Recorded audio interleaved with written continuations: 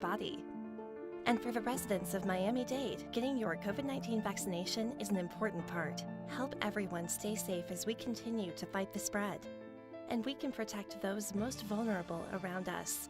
With easy access to vaccination locations and the growing ability for more people to be protected, it's our best shot to keep moving forward. It's our best shot for a strong, healthy community. For more information, visit miamidade.gov/vaccine.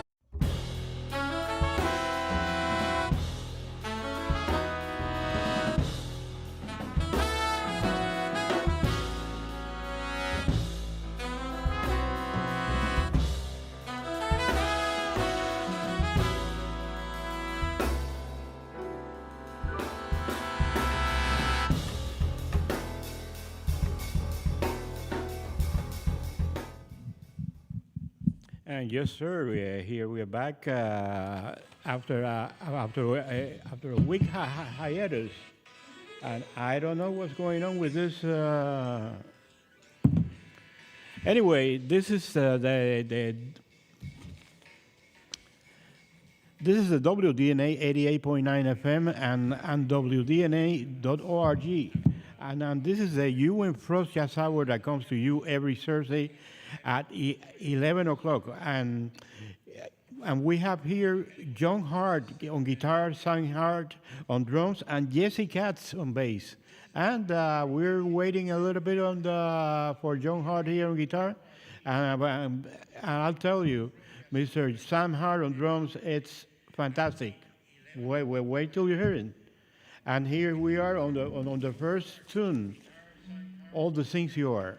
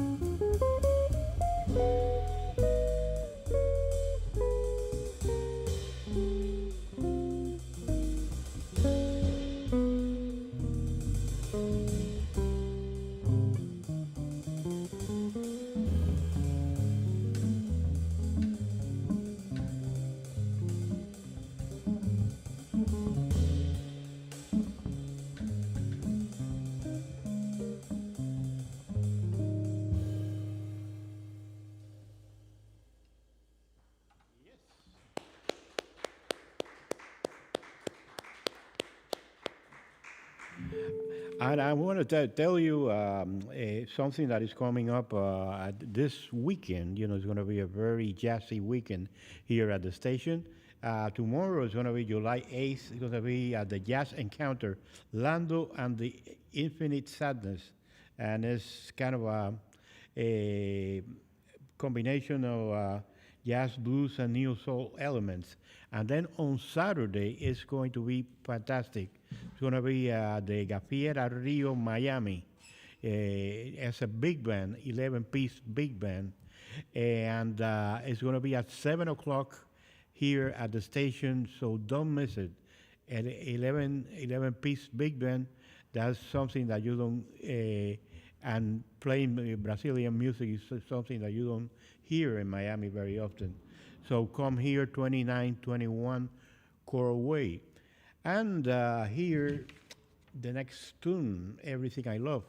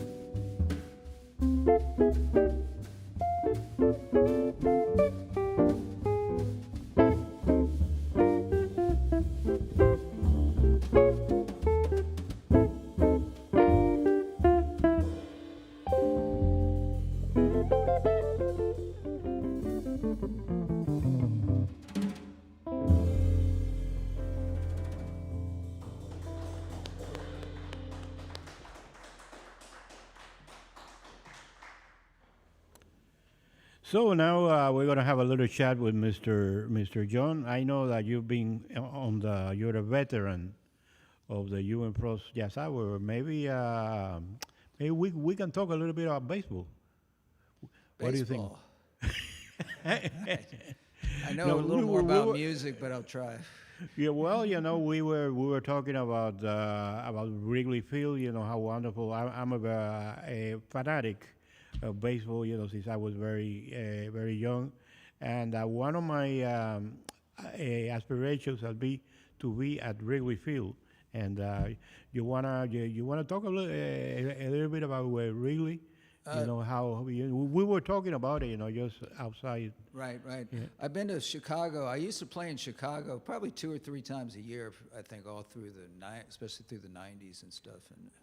And one of my favorite cities in the country. And I haven't been in years. And I'd never been to. I always thought about God, it would be amazing to go to Wrigley Field. One of my gigs when I was in Chicago, but I never went.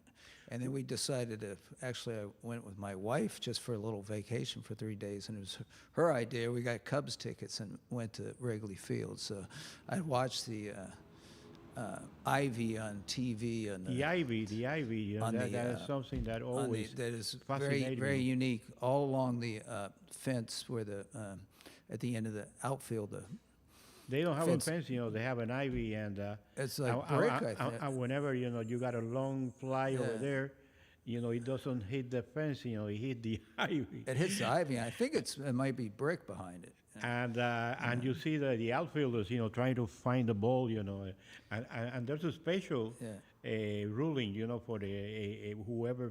Oh, if it gets stuck in the ivy, yeah. Exactly, I didn't know. whether they the umpires have a hard time whether there's a dead ball there or it's a live ball, So. And I'd say, and the other thing about Wrigley is they didn't have lights for years. So I remember when I was a kid growing up, and when the when the Cubs, if they were in a playoff game or something, everything was during the day. They didn't play in the evening. Then I think they probably got lights maybe in the 90s, so they had lights. But we went to an afternoon game. But so that was the first thing. It's been we got to the park, and I was like, I've been waiting my whole life to see this ivy there. You know? And we sat up. Had tickets in the very last row. It was crowded. They were playing the Cardinals. We were in the very top, but it's such a small, you're still really close to the field, Yeah. But then I got down to field level before we left and took a bunch of pictures and just got the whole experience. Yeah, it was great. And I've been to Fenway Park. I went there years ago, so I've been to the two. Those are the only two really left, the two. The Green Wall. Old time, yeah. Yeah, the Green Wall. I went to Tiger Stadium when I was 10 years old. That was my first baseball game. That's been gone for years, of course. But Your first baseball game was in Tigers? The Tigers, yeah. Tigers, wow. In 1970, I think. 1971. Oh, you were born in Detroit, or? No, I was born in outside of Washington, D.C., but moved to Sarasota, Florida when I was 1965, when I was about 4 or 5. So. Well, now let's get through there.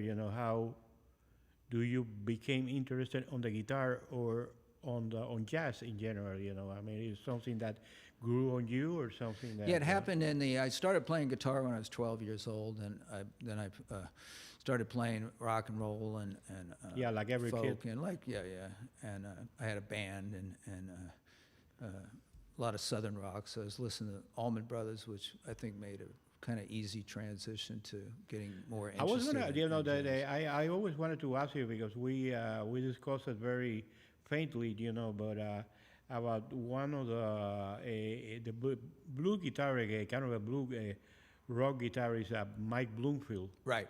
What do you think of him? Yeah, he was great. He was one of the greats. I didn't listen to that music as much, but I was all the people kind of around Mike Bloomfield, like Eric Clapton and people like that, kind of.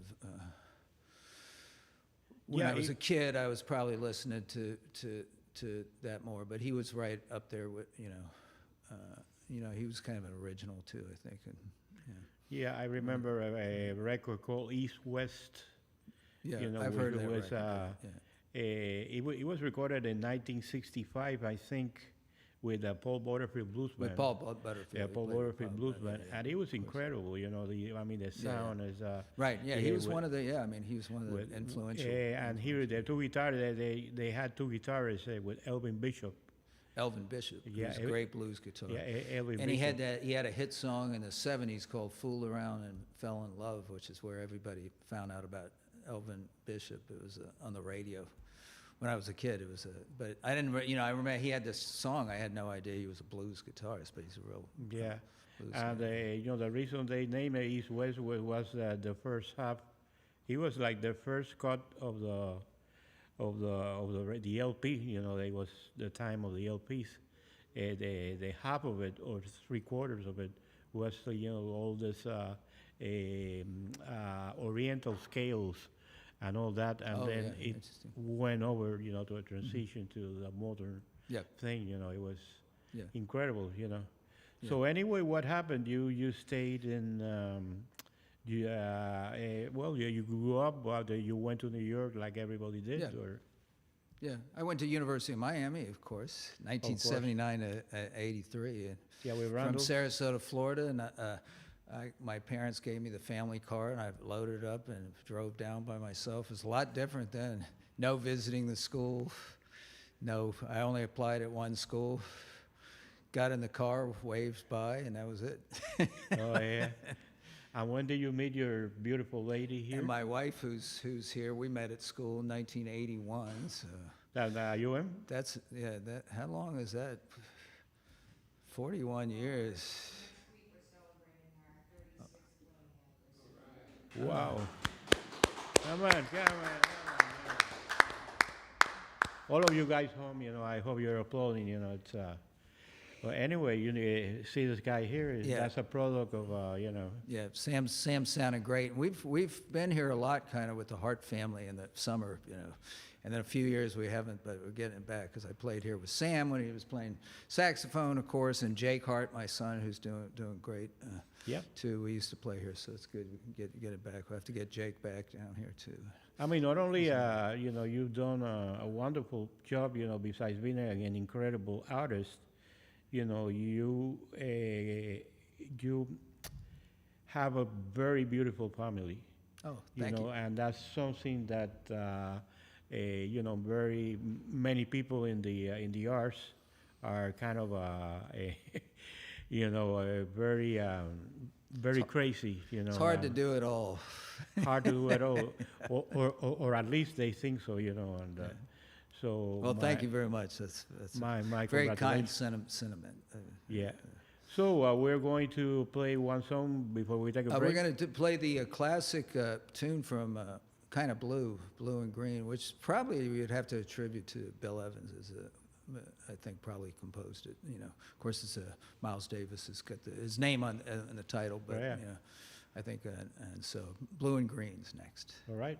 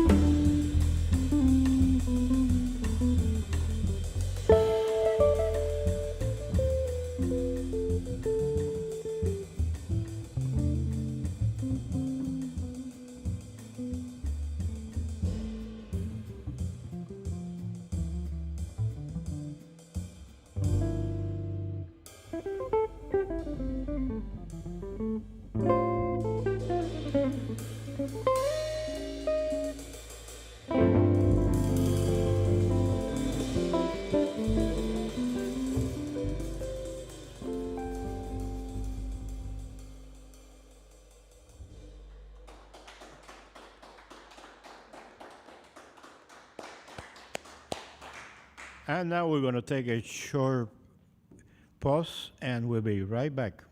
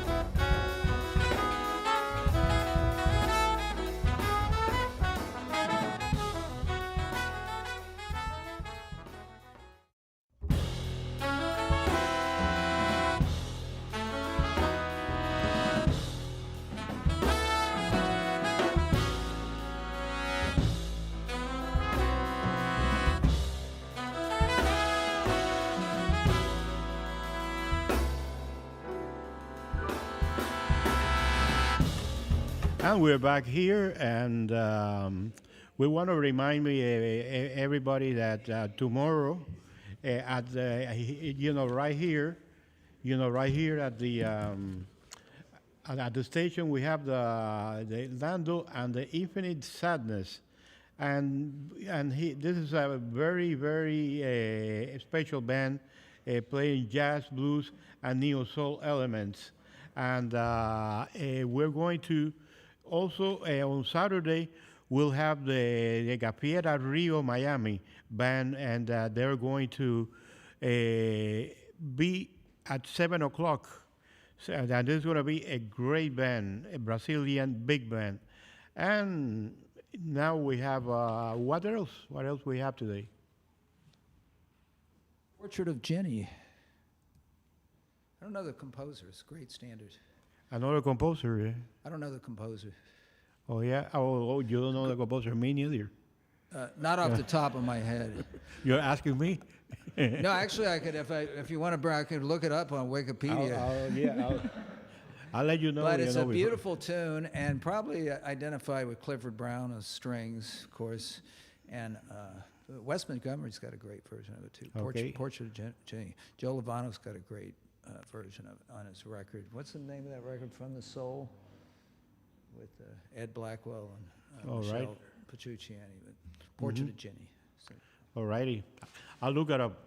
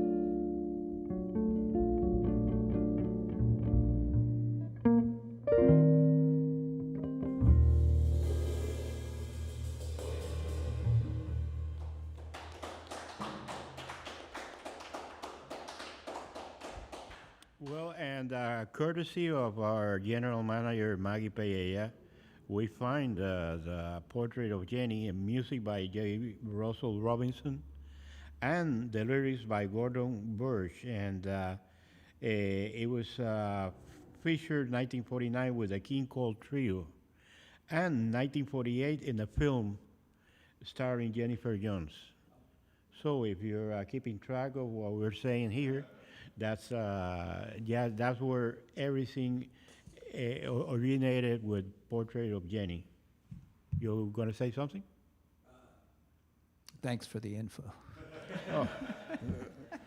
Anytime, anytime. You know, we're here to serve everybody. You know, if you have a doubt about something, just call us and we'll tell you. Yeah. You know, so anyway, it's fast, you know, when you're having a good time, you know, and an hour is, I think we'll make it 2 hours one of these days.